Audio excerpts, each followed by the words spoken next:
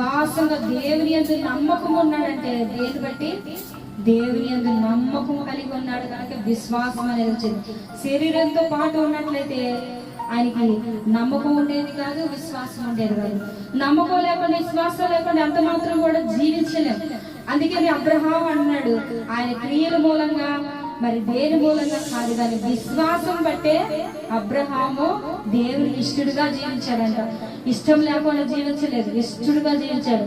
విశ్వాసంతోనే అబ్రహాము దేవుడికి దగ్గర సంబంధం కలిగి ఉన్నాడు.